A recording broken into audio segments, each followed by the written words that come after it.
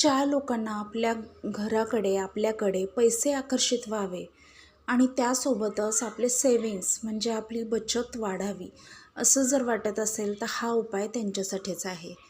आपल्या घरामध्ये एक असा कॉर्नर असतो नैऋत्येच्या बाजूला, जी वेस्ट साईड असते म्हणजे पश्चिम दिशा. आपण त्या कॉर्नरला असं म्हणतो वेस्ट साऊथ वेस्ट कॉर्नर.